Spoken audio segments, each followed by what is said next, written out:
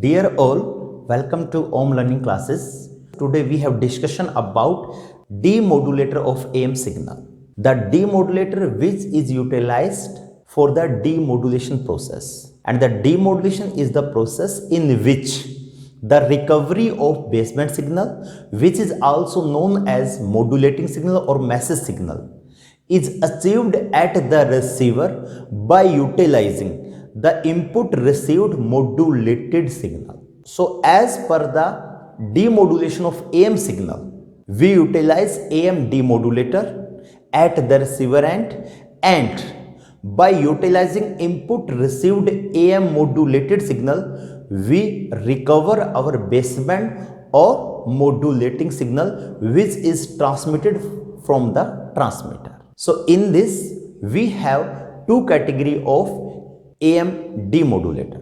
One is non-coherent AM demodulator and another one is coherent AM demodulator. In non-coherent demodulator, there is no requirement of local oscillator which can generate a carrier signal that is synchronous in phase and frequency with respect to transmitter carrier wave.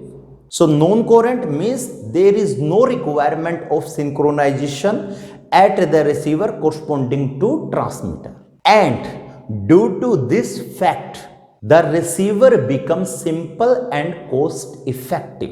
So as per the basic fundamental of broadcasting communication, in which we have single transmitter and multiple receiver, the receiver should be simple and cost effective so that the motive behind the broadcast communication is fulfilled. So for the provision of broadcasting communication, we are dependent on non-coherent demodulator. And the second category is coherent demodulator. The coherent demodulator is your synchronous demodulator similar to suppressed carrier modulation scheme, in which the local oscillator is utilized at the receiver end, which generate a carrier signal that have synchronization in phase and frequency with respect to the transmitter carrier wave. In non-coherent demodulator, firstly, we consider rectified demodulator.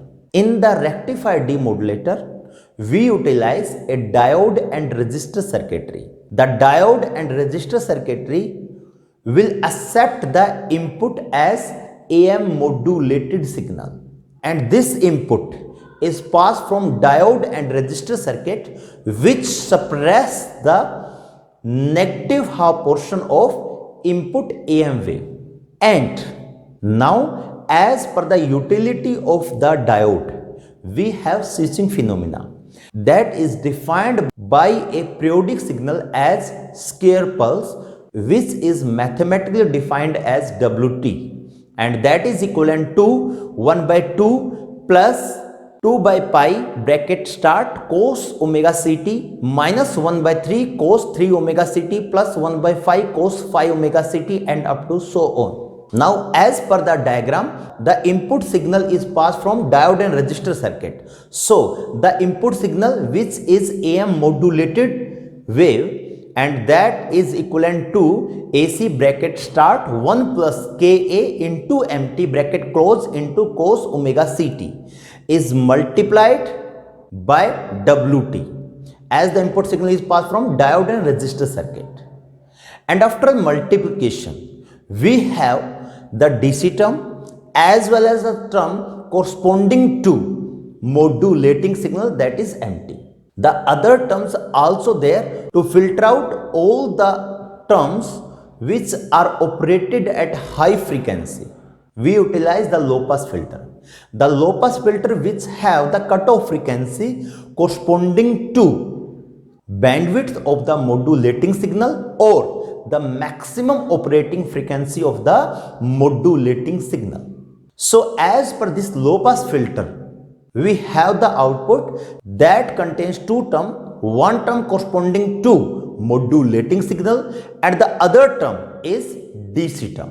we only required at the output that is corresponding to modulating signal. So we have to suppress the DC term also. So for this we utilize the capacitor after low pass filter, and this capacitor is connected in series and block the unwanted DC term. And finally we get the terms corresponding to our modulating signal. So as per this mathematics, we have the diagram. In diagram, the input AM modulated signal is received, and after that it will pass from diode and resistor circuit. This diode and resistor circuit suppress the negative half portions, and the signal further applied to the low pass filter. The low pass filter filter out all the terms that are operated on higher frequency. After that we have the capacitor that will block the DC term, and finally we get the signal, and that is corresponding to our desired modulating signal. And the characteristics behavior is also described in the diagram for better understanding about the phenomena of rectifier demodulator. So if we go for the conclusion summary, then we found that this rectifier demodulation is similar to synchronous detection, but this detection is performed without any requirement of local carrier signal at the receiver. And this is achieved because the AM modulated signal itself contains the large signal with their sideband signal, and sideband signal is the information signal. So at the cost of power efficiency, we make our receiver simple and cost effective with the help of non-coherent demodulator. So the power efficiency will balance the effectivity in terms of receiver for its simplicity as well as cost effective nature. So you must remember about this point.